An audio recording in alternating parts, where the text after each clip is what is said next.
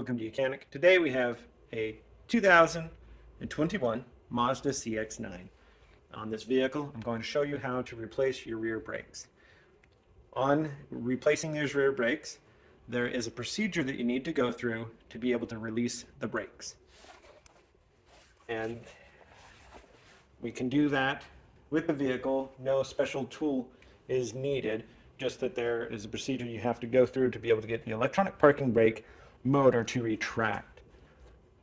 And so we'll do that procedure, get the electronic motor to retract, and then we will be able to remove the brake caliper and be able to replace the brakes. If you don't retract that brake motor, you will not be able to push the piston back so that when you put your new brakes on with the new friction material, it will not fit back on there.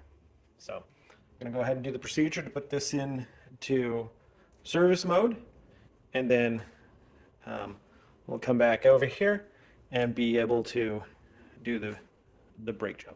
Number one, you got to have the vehicle in park, and number two, you will have to make sure that the parking brake is not applied for this to work.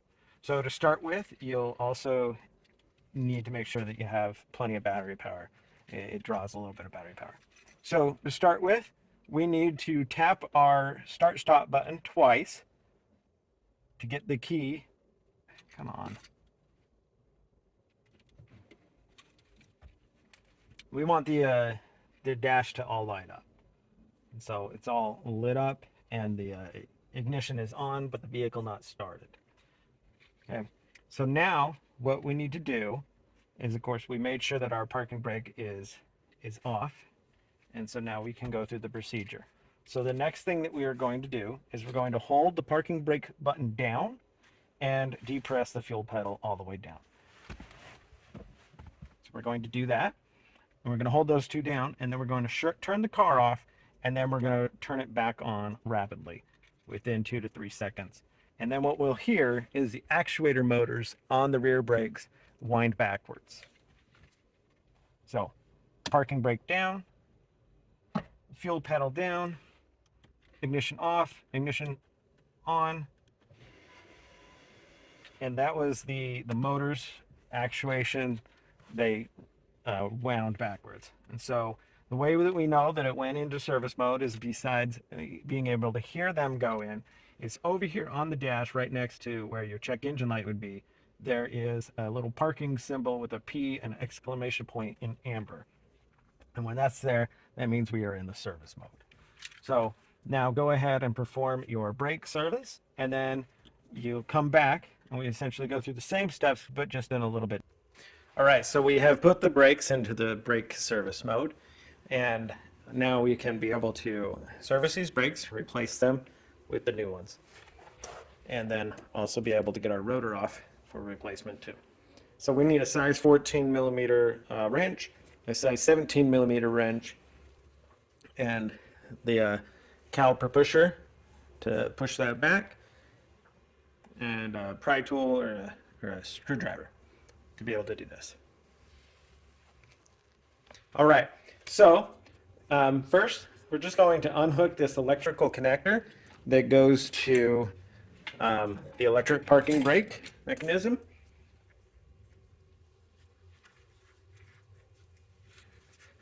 And kind of pull the connector in like you were putting it in, and with a small screwdriver or a pig tool, then you'll be able to, it will pop open. If not, you can also just put a pick tool in here and pull that tab up to be able to get that undone. All right, so we set that aside, and that's all just giving us some extra space when we remove these. Now we have our 14 mil here. To undo this, we may need to get a different a thin wrench to get in here to get that other part undone. Depending on how much resistance, sometimes this will spin and we need to hold this back.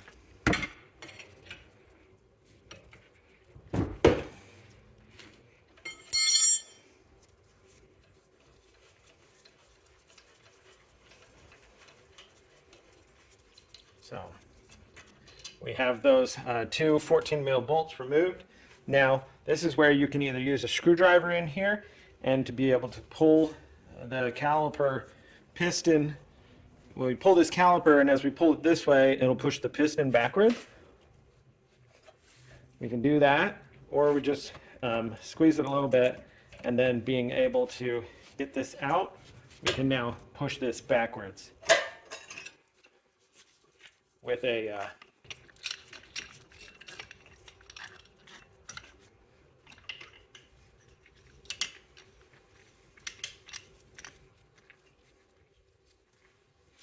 all right, so we've got our pusher on there. We're pushing that piston back. And like I said, if you don't put this into service mode, you will not be able to push this back. There is a video about how to put this into service mode. So we just push it back until we get the resistance, and we're there. And then go get my hanger to hang this up out of our way, or we can just set this up, hold it over here, and then that way we don't have extra pressure on the brake hose itself. So then you can do this now, or you can do this after. Either way, we do want to pull these out, clean off the old grease, and we give it some fresh brake caliper grease. Just a little, I mean, and it's always good to get a little bit up here on this bead here, so that when you put it in there, it goes around there. It helps seal and keep the moisture out, dirt and moisture. There. Now we've got a little bit of air in there, so I just want to squeeze it, because when we put our new brake pads and calipers on, we'll want to have this squeezed as much as we can.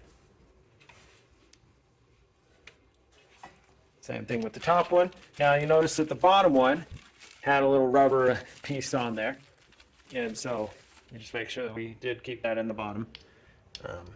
It's just to help it not rattle around, to dampen the pace.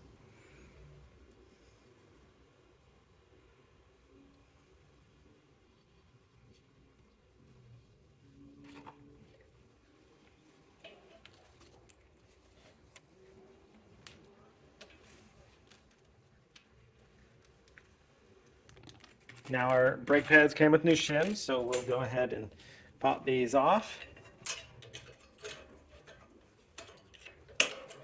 Yep. First got to get that back brake out.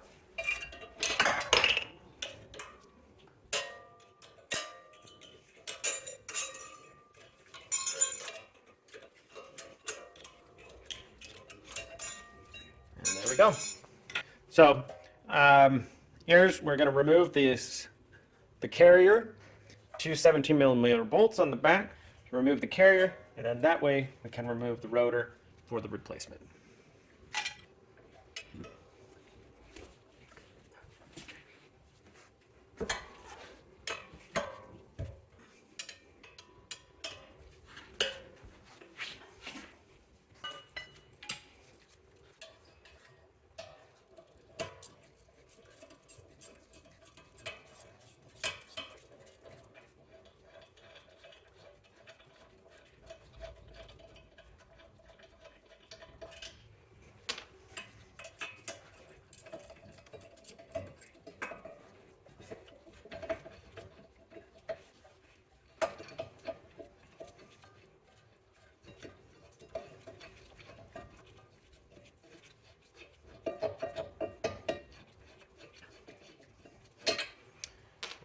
Two 17mm bolts removed for that carrier to come off, and then when I'm at it, I'm gonna rub some of this debris off.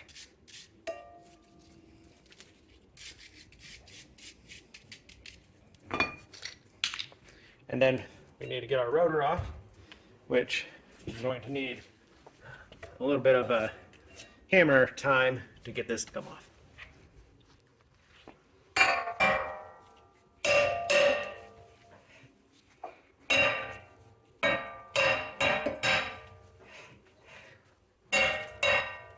Starting to come off. There we go. All right. So we get this off, pull that off, and then being able to clean this up a bit, get that rust and debris out of there, so that when you put the new one on, you'll have a better shot to take it off when you need to replace the new next time. All right, so we have a little bit of prep work to do with putting our new the carrier back on. We can do it here or we can do it when it's up there. Either way, we have our new shims to put inside here. Getting it lined up with the little spring pieces going toward the front of the carrier. And then they should just kind of press in here, and especially with that little piece up front there.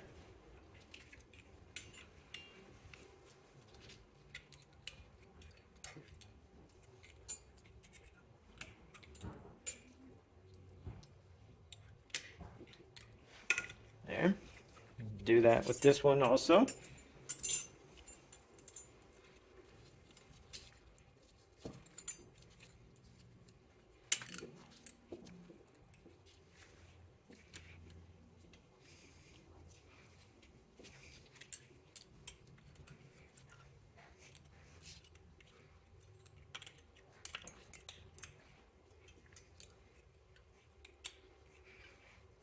All right, so we got that portion there with our new shims in there. And then one thing we're going to want to do with the brakes is we have our little wear indicators. And we're going to clip them over.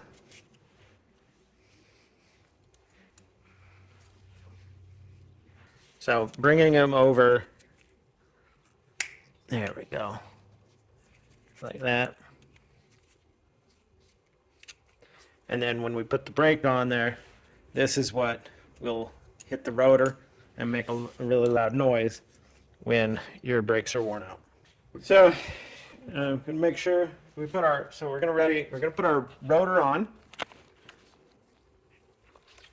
So we have our rotor here. So I'll line it up over here, put it on. If it's fairly snug, we're good. If not, then you may just put a lug nut in here to hold this on in place.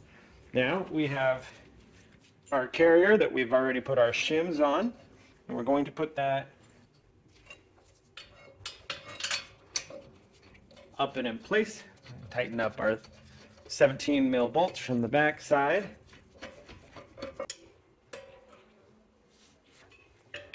Good and tight.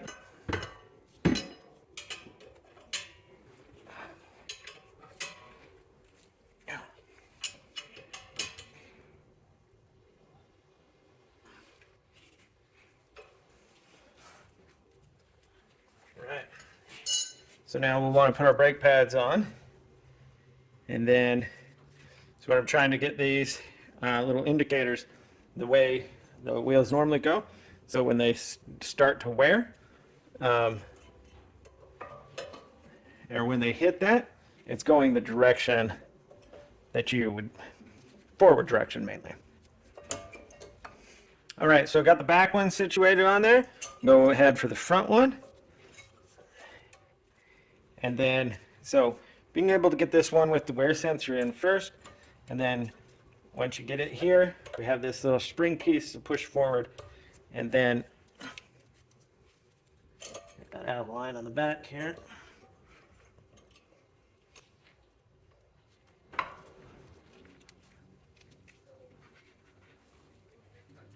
All right, there we go. Got those on there and tighten in there. So now, with those situated inside there, inside the grooves, and so that the shims will move, we can bring our brake caliper unit back over. We got to kind of twist it in so that the motor is down under the bolt there. And then being able to bring it in like that. We have the little slot there for that pin that is on the back of the pad, and so that slides in around there, so we're good there. And being able to tighten up our size 14 millimeter bolts here.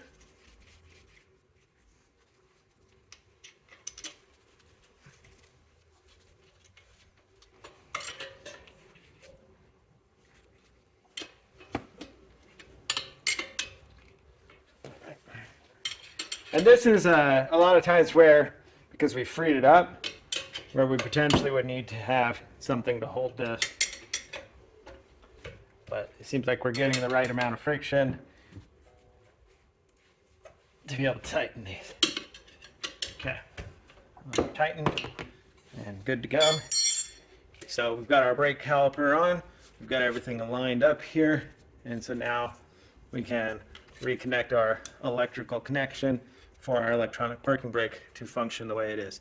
So then repeat this on the other side, and then you go through the procedure to be able to take your brake caliper out of service mode and put it into operational mode. So we come back, we've done the brakes, we've done that service, and now we need to be able to put the brakes back into operational mode. So again, we tap our start stop button and be able to get the vehicle to the on run position, but the vehicle not started. And so instead of pressing the instead of pressing the button down, we're going to pull it up. So we're going to pull the button up, fuel pedal all the way to the floor, hold it, and then we're going to turn it off and then on. And then we had the actuation motors, which compress and then go into the resting stage where they would be. And our little symbol over here has left. Now, of course, to double check it, you can go ahead and pull up the tab, and then our park brake comes on, and then to release. And so that would be how you put it into service mode to be able to replace your rear brakes on your Mazda CX-9 of a 2020 or similar model. Thanks for watching Mechanic, where you can be the mechanic.